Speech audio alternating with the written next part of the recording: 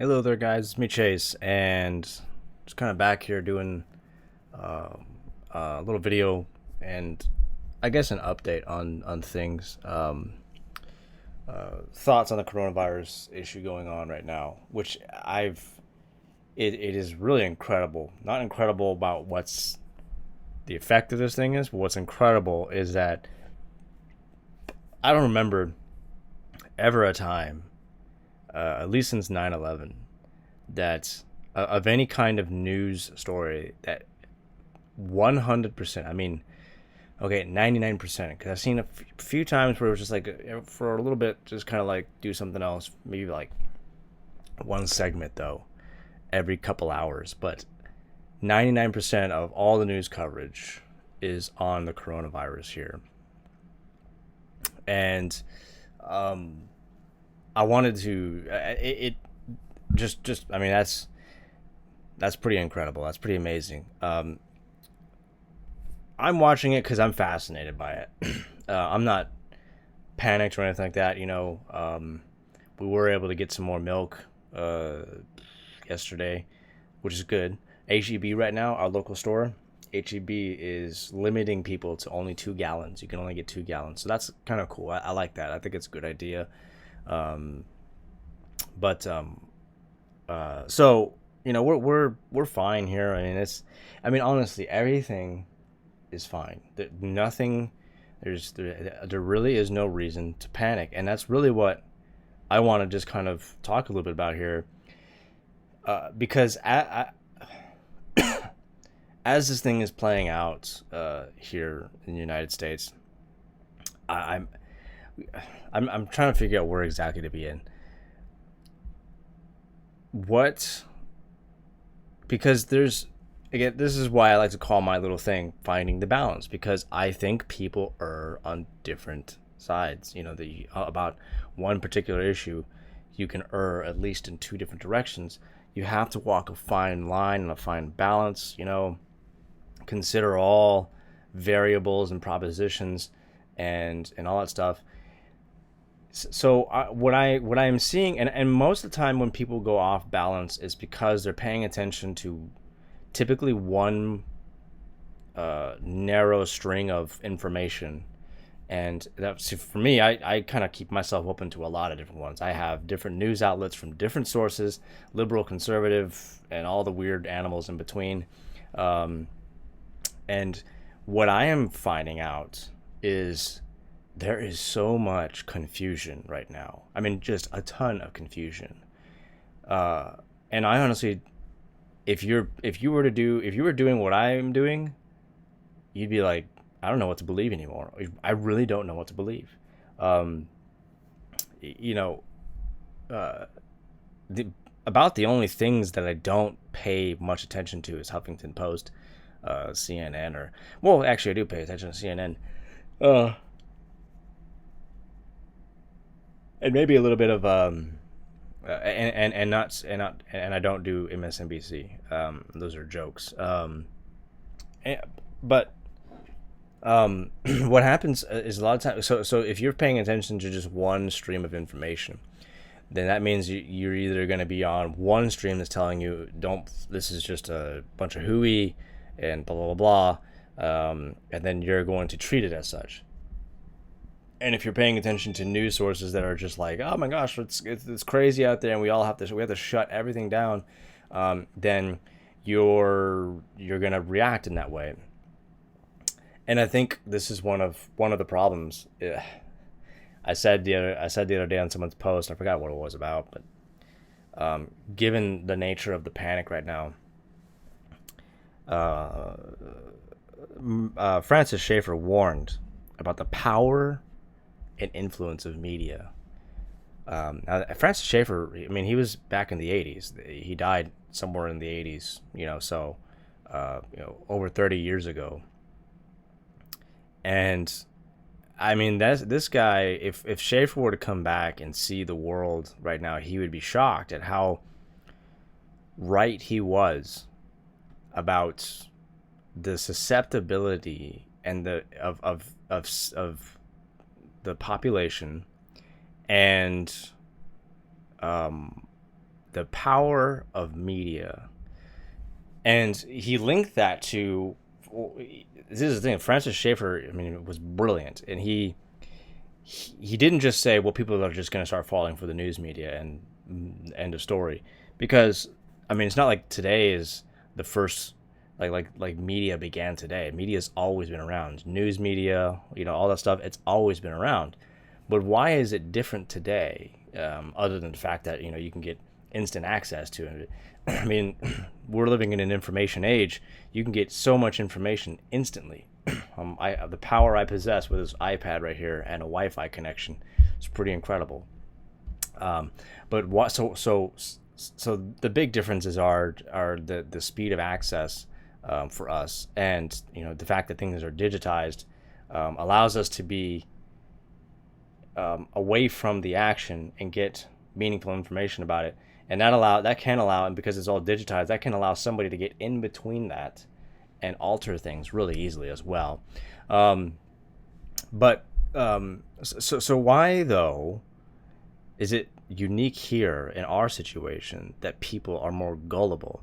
Francis Schaeffer began by showing where we got to where we are today, philosophically speaking, where man in his thinking and the Western world particularly, where its thought process was going towards. And it was going towards a perspective of, beginning with a humanistic epistemology, heading towards a perspective that continuously pushes the concept of God and absolute truth out of the picture, destroying the imagination, destroying creative thinking, basically turning us into organic robots that are just the products of our natural outcome, evolution and all that stuff, and that's all we are, and suppressing the truth about what and who we are. And that factor grows and grows and grows into civilization the more it's propagated, and that's the way people begin to think. And then there's what typically happens, because you can only suppress so much of what you really are as being made in the image of God. Existentialism begins to rise and it is potent today, even though it's not really called what it is. The idea that reason doesn't get you to truth, and so it becomes, you can no longer search outside yourself for an objective reality, because no such thing exists. It now becomes a search for reality within yourself, kind of things like that. And just all this concept of these things that break down the humanity ultimately of each individual, which includes their mental capacities, their ability to think, their ability to reason. All that gets destroyed, and that's where he began. And it's because of that. It's not because of the nature of media in and of itself. It's because of the kinds of thinking and worldview changes that have happened over the past centuries, slowly and slowly and slowly, that make us susceptible to the power of media. And so all of that to say, I saw a post in one of the groups I'm in. It's called Trolling for Jesus, T4J. And it was a post about, it was a meme, and it was basically calling out the fact that the government is using this coronavirus pandemic to to push a bunch of unconstitutional stuff on us. Use this thing to start taking more control of the population. Now, here's the thing. That's actually already kind of happening. Let me first start. I don't get ahead of myself. There was a bunch of people who just ridiculed the post. Just thought, tinfoil hat, Alex Jones stuff. That's just crazy. You're just, oh my gosh, it's just silly, stupid stuff. And I was reading a lot of these comments, and from some people that I otherwise respect, seeing who are like mocking it and calling it dumb and stupid and tinfoil hat kind of stuff. And I'm sitting there thinking, dude, have you been paying attention to the news for the past year or so? I mean, really? I may not necessarily agree with everything in the meme, but given what has I was talking to my dad about this, and I'm not a dispensationalist by any stretch of the imagination, but so I just want to preface that before I use this analogy that I'm going to use. The beast that is the deep state has been forced out of hiding over the past year or so. Anybody remember Epstein? I mean, that's the big one. That's a really big one. It's been kind of itched at a couple times, before that, of course. But with this Trump administration, what the Trump administration has done, and let me also say I'm not a massive Trump guy either, but something about Trump was not supposed to happen. He just wasn't supposed to happen. I don't think anybody really expected Trump to actually happen. But he was not supposed to happen. And ever since him happening, it is in particular the Democratic Party that has gone insane, just completely lost its mind, and has been ruthless over the past 4 years to try and wreck, unlike in ways that in my recollection, I've never seen before. I mean, you see strands of politically motivated sabotage in the House of Congress in many instances and stuff like that, but they're not on a consistent in this way, like consistently. They would just kind of happen in sort of strands and sort of anomalies here and there. They would maybe anomalies isn't the most right term, but it would happen at certain intervals. This is like constant. This is almost an everyday thing. These people right now are on a campaign of war. This is like blitzkrieg.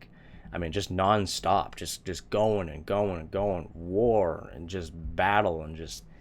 I mean, they are. It is as if they have been. It's kind of like, I watch a lot of UFC, boxing, stuff like that. I've been watching a lot of that lately.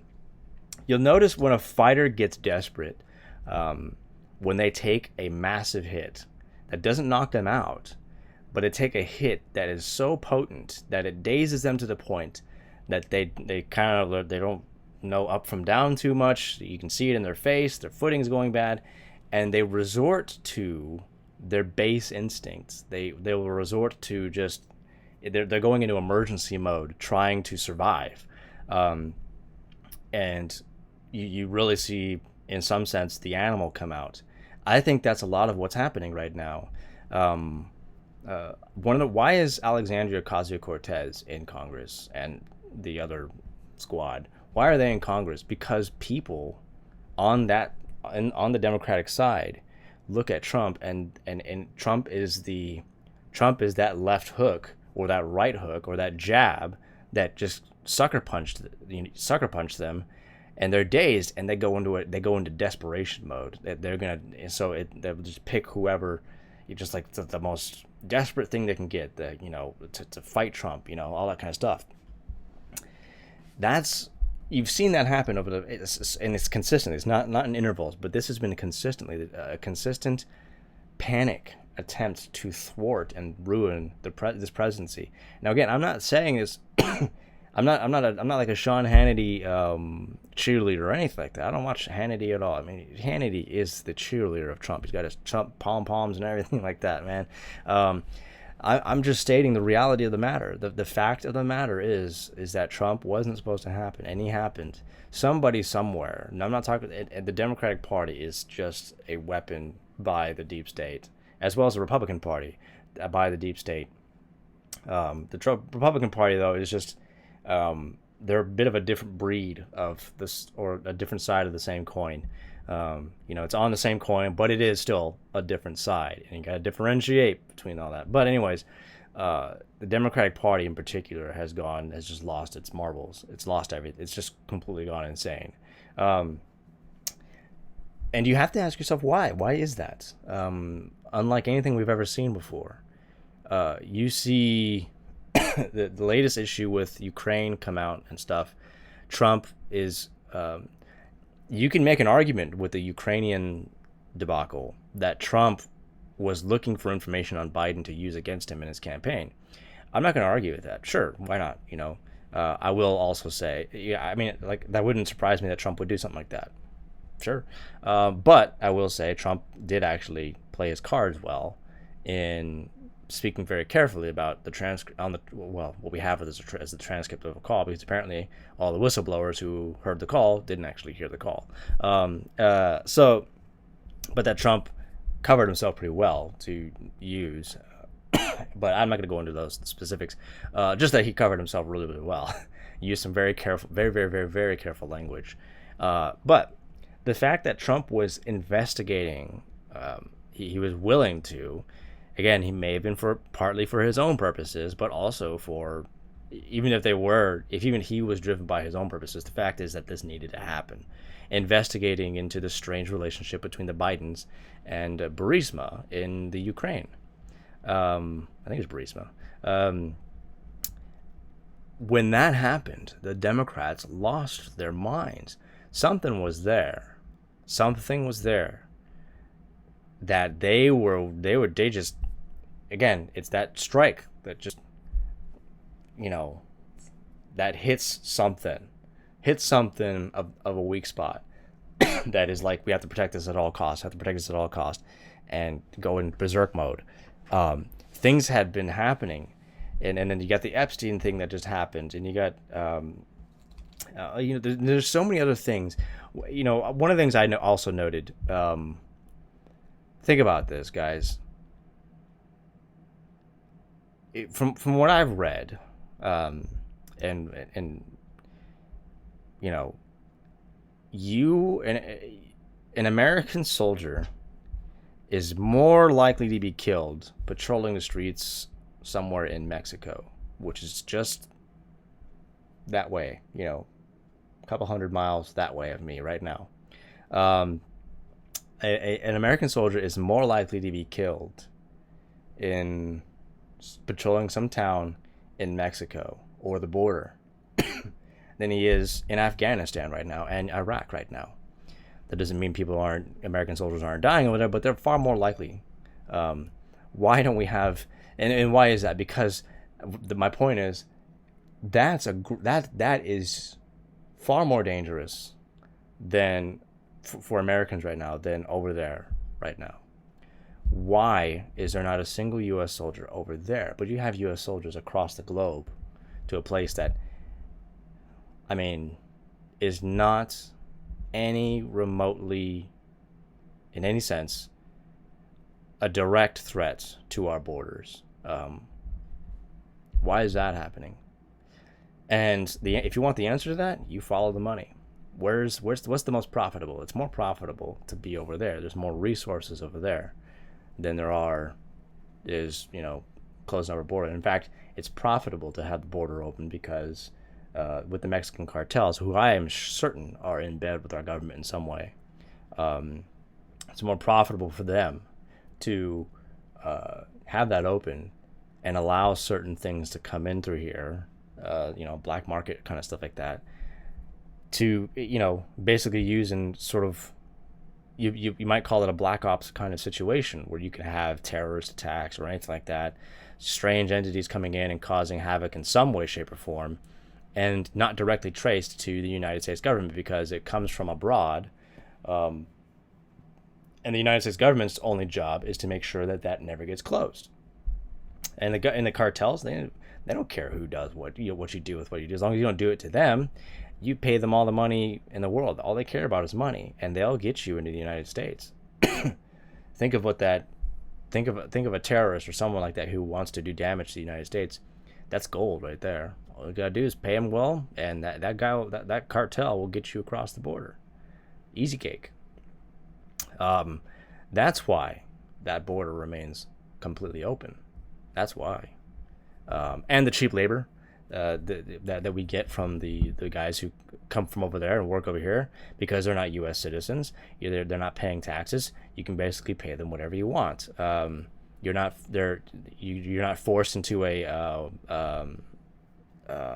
what's it called, minimum wage thing with them, because they're not official U.S. citizens. You can just put them wherever you want and pay them whatever you want. And Republicans are guilty of that.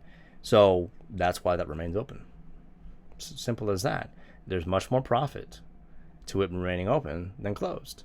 Now, Trump may be a guy who really does want it closed.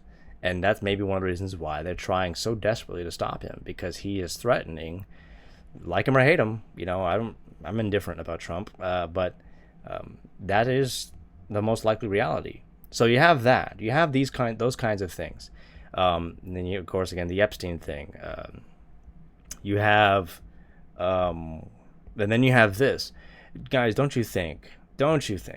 Again, if you're paying attention to the news, and you're not just watching news events in isolation, but you're putting things together. This is not as if what happened over there, and then what happened over there are in two totally different worlds. They're all in the same world. It doesn't mean that everything is literally connected, but in some way, shape, or form, it's got to be connected in complex ways, sure, but it's got to be connected in some way. So when you look at, then, guys, at the fact, if you look at what's been going on with the Democratic primaries and stuff like that, the insanity that's going on, and again, you look at how rigged it is. Look what happened in just a matter of weeks. Biden was sure to lose. There was no way he was going to pull through with this. And there was nothing stopping Bernie from getting the nomination. And then right before Super Tuesday came, there was no reason to do this. Right before Super Tuesday came, what's his face? I already forgot his name. Buttigieg drops out. He was in good condition. He wasn't in seriously bad condition. He drops out and endorses Joe Biden before Super Tuesday came. Why? He could have waited till after Super Tuesday and see if he had a good night. Because he could have had a good night. He's on the ballot for all of those states. He might as well just stick through it and just see what happens. But he drops out and it endorses Joe Biden. Forgot who else does. Someone else did. Klobuchar did. She wasn't really going to win anyway, but Klobuchar did, and she endorsed Joe Biden. And I think there was another one, I don't remember. But eventually Warren dropped out, and I don't think she's endorsed anybody. She's pretty much been completely forgotten by it at this point. But Kamala Harris, who in the first Democratic primary debate of this election season ripped Joe Biden. She went after him, and she went after him, and then she came out and said, "I'm so enthusiastic for Joe Biden. Well, she didn't say it like that. She actually said it as if she didn't really want to do it. There was not a whole lot of enthusiasm in her enthusiastic endorsement of Joe Biden, but she endorsed him recently. And Joe Biden gets massive endorsements suddenly, right at Super Tuesday. The guy who's in serious trouble, and then just starts to, you talk about just wiping the field. He blew Bernie out of the water all of a sudden. Come on, look at that. You honestly think you look at that and you don't think that there are powers that be, that there is something in the background that is very powerful, influencing these elections, and this particular election, the Democratic one, it's always been there for decades and decades and decades. It's always been there. But see, again, it's at a point because it's been struck in a place, and now it's going in desperation mode. The beast has been forced out of hiding. It has to come out.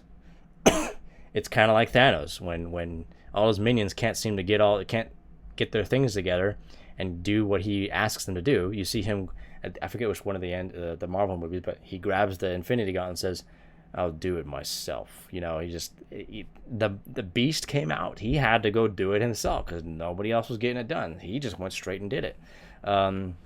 I think you look at everything I just talked about, and you're seriously going to look at what that post, about the fact that the government might be using this to try and further, like Agenda 21 like plans and stuff like that, and you think that's tinfoil hat stuff, given all the stuff that's been happening over the past year, just over the past year. You could go last 3 years, but just over the past year, you're seriously going to say, no, that's just tinfoil hat stuff. It could never happen.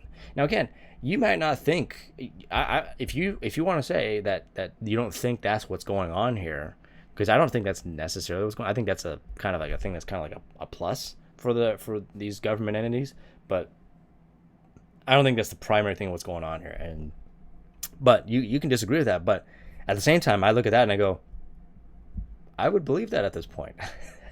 I would really believe that. What I've seen and these last few months, the stuff that I used to years ago called tinfoil hat stuff. I'm ready to believe. I really am. It's real, man. The stuff, a lot of the stuff. I'm not talking about a lot of the Alex Jonesy kind of turning the frogs gay kind of stuff. That I'm not talking about that, or aliens or anything like that. I'm not talking about that. Legit conspiratorial stuff, legit deep state is a real thing, guys. And taking that to what's going on right now with this coronavirus thing, bring it around full circle here. Popping my knuckles too.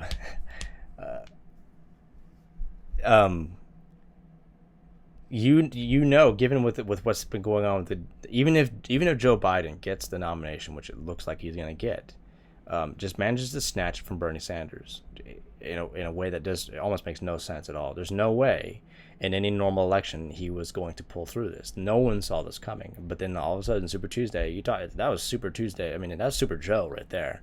He just turned on the steroids and just boom, he just blew up. But even with that, you know that they know that Joe Biden can't beat Trump. He just can't. There have to be things that have to happen to make sure that he beats Trump. Because remember, guys, they tried to impeach this president twice. Try to do it twice over two things utterly bogus. You can see so clearly how flawed these cases were on impeaching this president. So they've already tried to do it twice. So they've struck twice and they struck out twice. This is their last chance. This is their last thing they can do. They've got to do something. So you either look at these kinds of things that are happening as just completely have nothing to do with each other, and that's being naive. That is being completely naive. Or you recognize there are powers that be who are at work tirelessly right now. The beast is at work. And again, I'm not calling Trump our messiah by any stretch of the imagination, but that doesn't change the fact that there's something about Trump that Trump wasn't supposed to happen. Because he wasn't supposed to happen, just like that left hook wasn't supposed to happen, you go into panic mode. You're stunned and you're frantic, trying to find something. You just go into the base instinct kind of stuff like that. I'm thinking of the fight between in the UFC. I've kind of become a big Wei Li fan, and watching her win the belt over Jessica Andrade,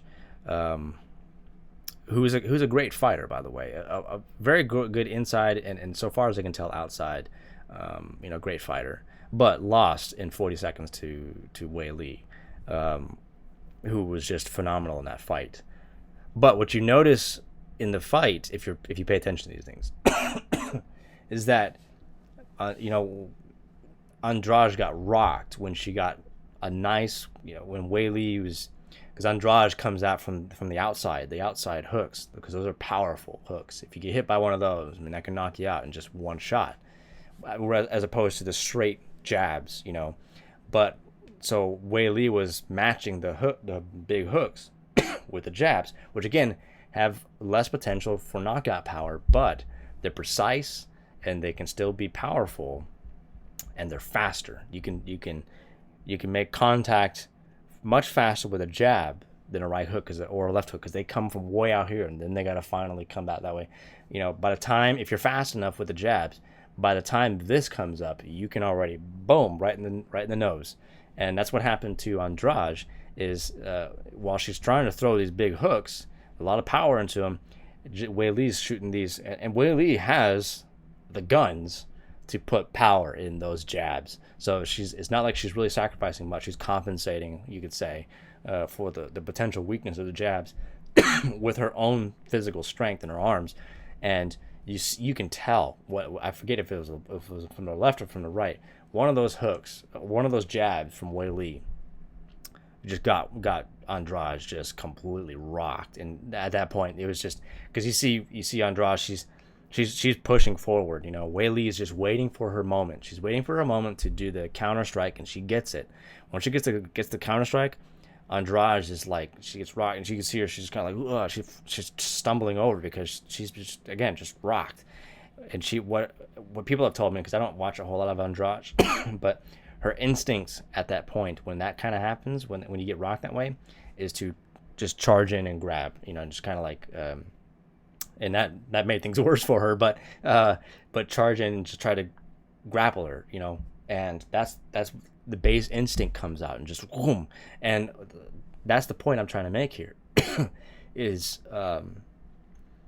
they are at that point where they have to, they're doing everything they possibly can to wreck this president. And they know they were talking about this months ago, that we need to have an economic collapse. We need to go into a recession if we really want to beat this president. And they know that. They know that none of their candidates, even if it was any of the other ones that were there, could really take Trump on. And so they needed that economic collapse. This is it, guys. You seriously are you seriously going to consider the idea that all of this is coincidence? Are you really going to think of? I mean, given the nature of what the media has been talking about, the left-wing media, the past month or so, maybe I'd say up until into at least November of last year, of them needing an economic, positing the idea that they need some kind of economic downturn to really take this president out. So you look back at that and you look at where we are now. The Dow just plunged 3,000 points today. You don't see any connection. And then you sit there and you might go, well, dude, Chase, this is a real thing. I'm not saying it's not a real thing. This is where you got to find the balance, guys. This is where, again, I started this whole thing. People tend to get information from one strand and not a bunch of other ones. We're at that point, guys, where you have to, if you really want serious information, you're going to have to look at different sources. And when I look at different sources, I see contradictions left and right. Yeah, I see one group of people saying, it's this and it's this and this. And I'm like, yeah, but there are other sources over there that say not really. And then people who are saying over there saying it's this and this and this. I'm saying, yeah, but there's people over there who's saying not really. And then they'll both say, well, Chase, you're not an expert like that. So you can't sit here. I'm not claiming to be an expert. I've never tried, even attempted to really scientifically understand what this thing is, because I'm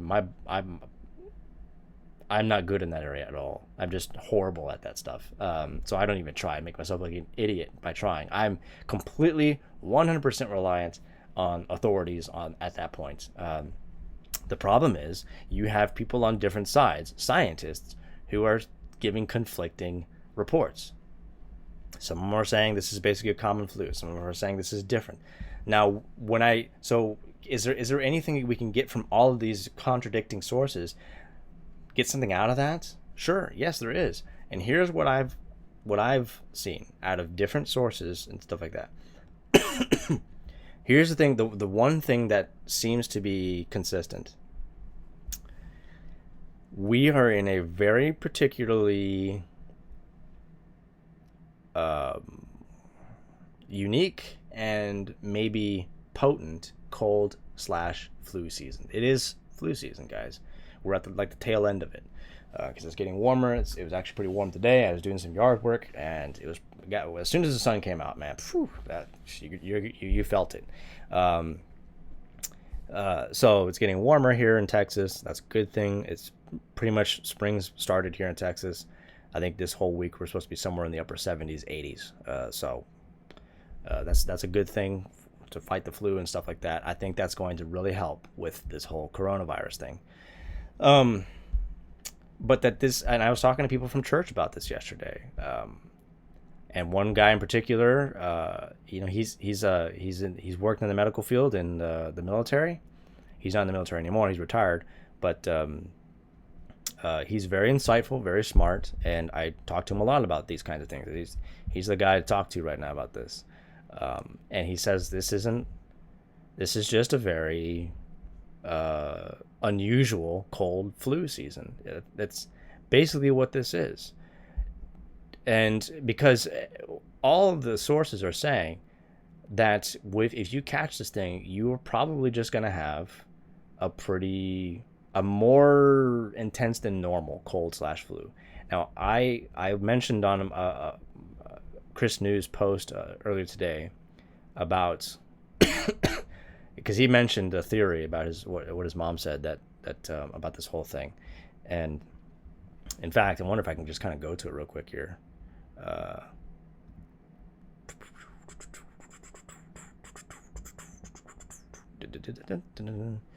I apologize for this.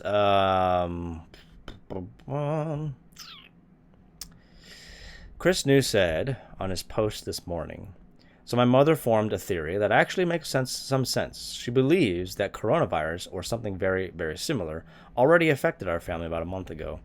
My son had whatever it was and turned out really mild for him. His wrapped up after just a few short days. Then I got it, and I had to call out from work for 2 days in a row, which is unheard of for me. My wife gets it and has almost as bad a run as me. My father, 68 years old, gets it and has it bad. So bad that his fever and blood pressure spikes hard enough for him to have a seizure. He's still working full time and misses 4 days, but not in succession. My mother gets it, 66 years old, and it hits her like a truck too, but no seizures, but she's sidelined for days as well. He says, I'm the one who went to the doctor specifically for this. My father was put on blood pressure medication because the seizure was apparently that scary. But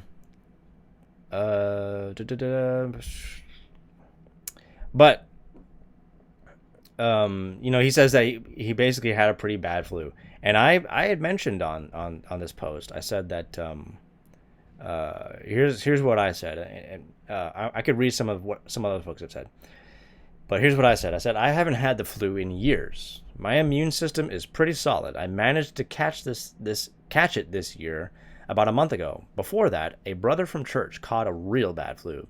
He's older and is prone to sickness. Lo and behold, his kids didn't get anything. And I went,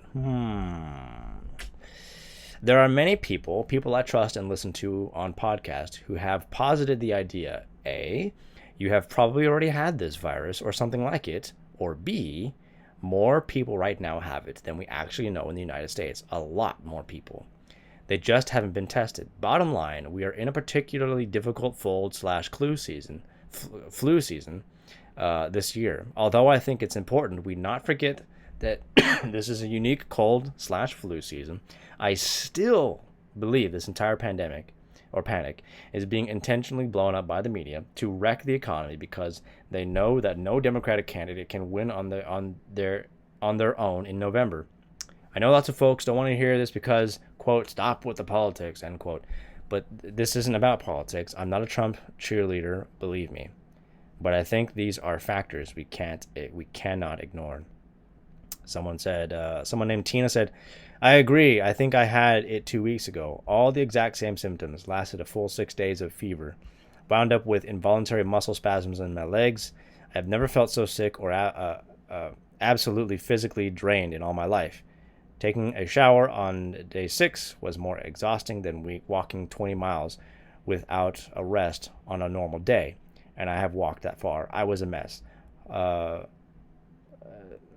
My husband and daughter days... it says hot, my husband and daughter days after me. I think she said my husband and daughter got it days after me. It's just a little typo. 2 weeks, and we are still trying to kill the residual cough, which I have right now. Jimmy Coon says, I had the same thing about a month and a half ago. I even had the shortness of breath. I'm not saying I had it, but I'm not saying it. I'm not saying I had it, but I'm not saying it either. That's pretty good too. Laura Christiansen says, we were super sick with the exact same thing in January, although not as severe. Yesterday we were talking about this and are wondering if it was novel coronavirus. Started out as a mild cold that quickly progressed into being really sick in a matter of hours, feeling like you got hit by a bus. Fever, chills, all of the above. Luckily for us, the fever/chills part only lasted a day. Mine started in the middle of the night, and by the time I woke up the next morning, it was gone. It didn't fully go away for at least 2 weeks, though. Illness affects everyone differently, and I almost got a flu. That's how she put it. Got a flu test, but gave myself one more day to see if I got any better, which I did. Brandon just got rid of his cough maybe a week or so ago. I was sick 3 times from December through January. Tonsillitis, those are a lot of like the L-I-T, there's like line, they're very vertical letters. When they put them all together, it gets a little confusing for me. Tonsillitis, sinus crap. Then this horrible cold thing. Antibiotics all around. This has been going around in China since December, so it would not surprise me at all if this is exactly the crap people couldn't get rid of this winter. Kat Andrick. I may catch minor colds or about with bronchitis, but I rarely run fevers. I did in January, I think it was. The husband, and I both agree with you. We think it's possible we already had it. Nikola Hristov Victorias, my good buddy Nikola, says, my acquaintance in England has the same theory. She believes she got it at the end of last year.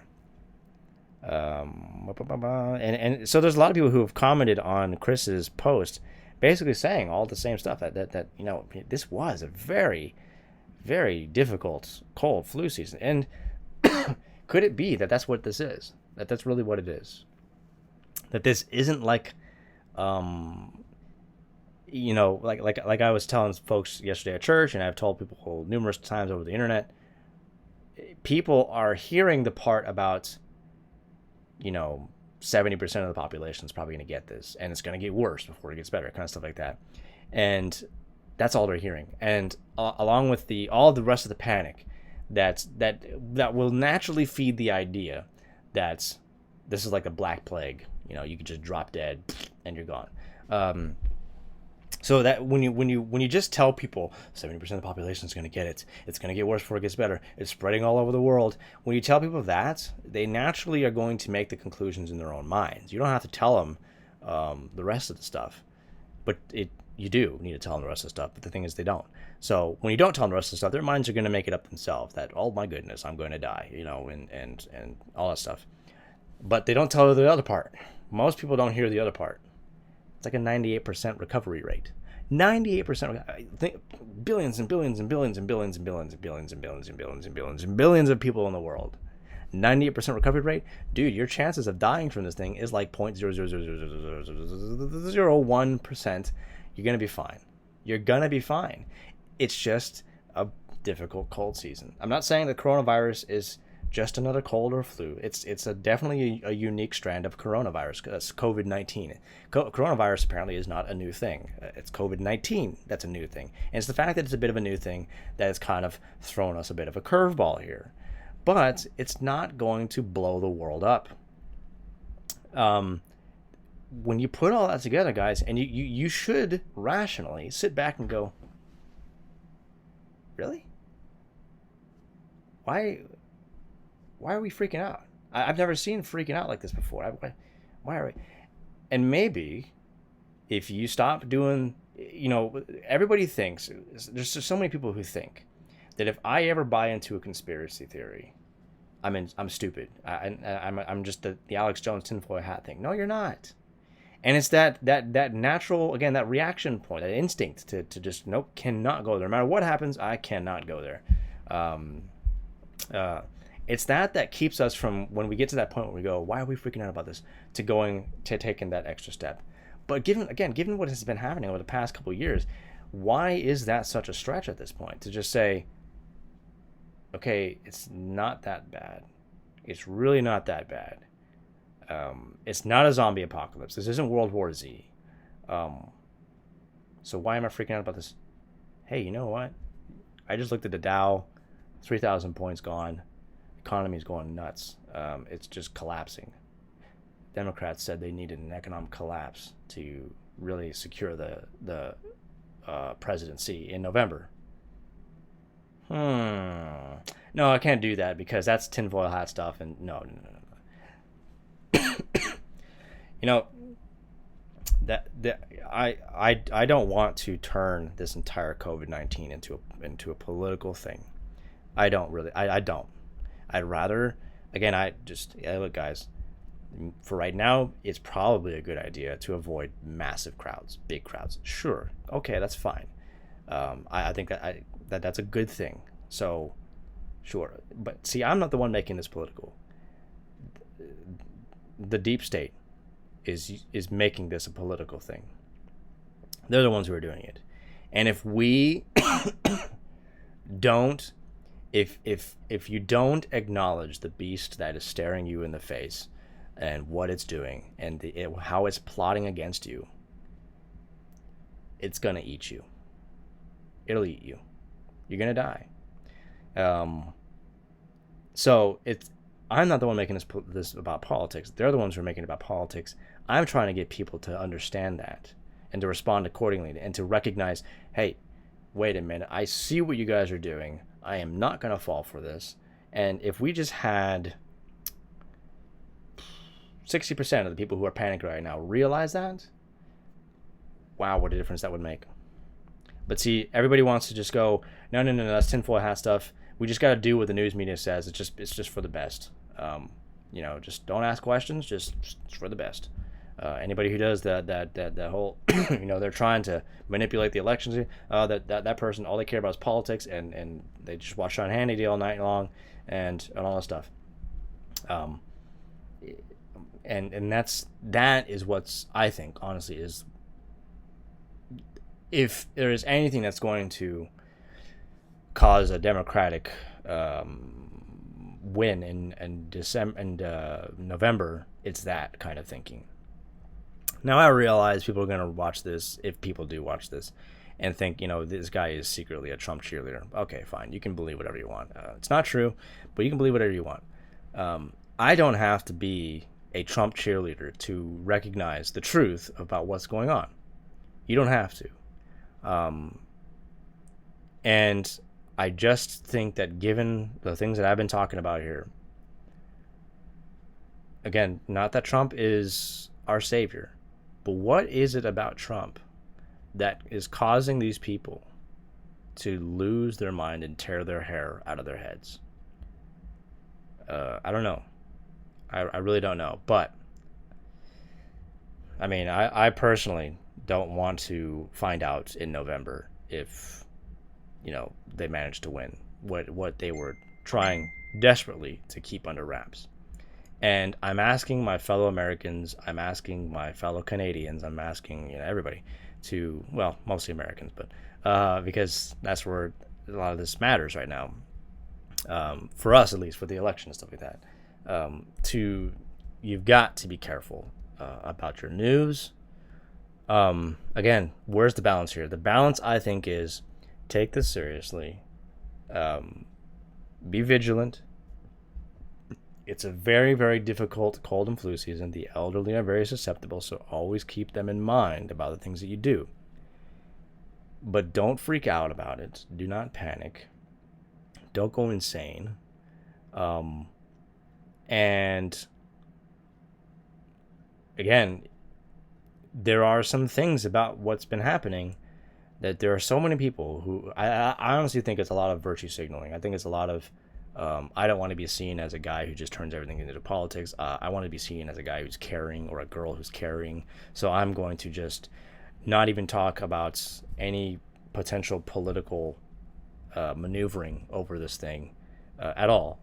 And you just basically end up part of Francis Schaeffer's thing about media manipulation, but for a different reason. But you still end up being manipulated by the media, who are telling you to panic, who are telling you to freak out, who are telling you that this is as real as World War Z, and it's not. It isn't. It just isn't. And so, again, we have to just start thinking about this stuff. We have to start thinking, guys, that maybe, just maybe, the media, and I think somewhere, somebody, honestly, like again, the deep state is going, dude, this is way more than we wanted. And they're raising glasses like, yes, this is what we wanted. Look at that. I mean, that economy is tanking like crazy, and that's going to make it all the more possible for good old Joe to win in November. And then what he can do is be like, maybe go for about a year, realize he can't do it, and step aside, and whoever his running mate is takes over. And who that is going to be, don't know, but it's probably going to be somebody pretty. Let me put it this way. Bernie couldn't win the nomination because he's far too socialist. What if you can get a socialist in there that they didn't really vote for? They voted for one guy who steps down, and then the socialist. Again, I'm at the point, guys. I'm at the point where I'm ready to just accept almost anything as a plausible theory, because unlike some folks, I'm talking about conservatives. Who are just still naive and just are too afraid to be called tinfoil hat people. I'm at that point where I'm like, dude, that sounds about as realistic as all the other stuff that's been happening right now. In Steve Day's program about a week ago, they did one of their games called Buy, Sell, or Hold. I'm not going to go into the details of the game, but basically, Steve and Todd, Aaron was giving these propositions. Steve and Todd had to, based on he's giving these titles of articles that are just the title of the article. And Steve and Todd had to guess which was a Babylon Bee article and which was a real story. And that was a pretty fun segment. But that is illustrating the fact that things are just going nuts. They're going crazy right now, and anything could be true. So I wanted to sort of talk about that a little bit. There is no reason to radically alter the way we're living right now, guys. Business and life should go on just the way it normally should, with the possible exception of large gatherings. I think that makes fine sense. That is perfectly fine.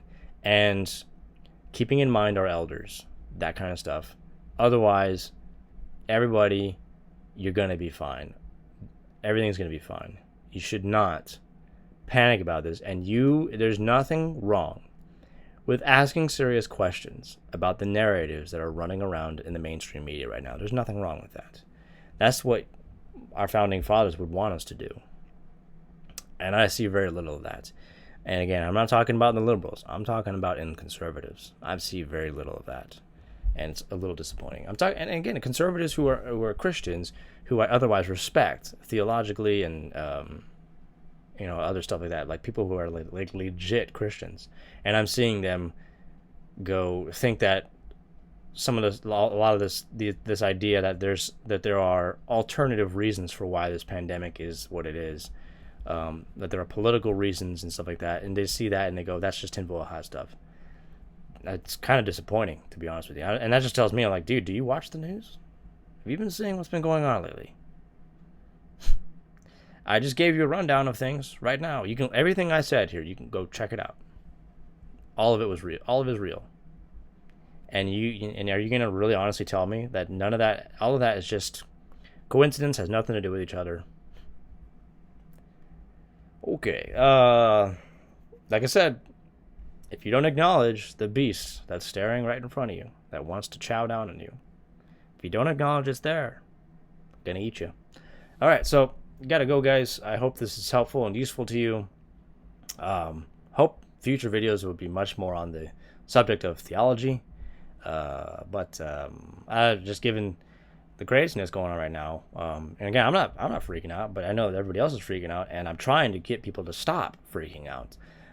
But as soon as I start saying stuff like what I've been saying, it's like, oh, you're just a cold, heartless jerk who just doesn't take this seriously at all. I'm like, I've said so many times. How many times have I said, yes, take it seriously?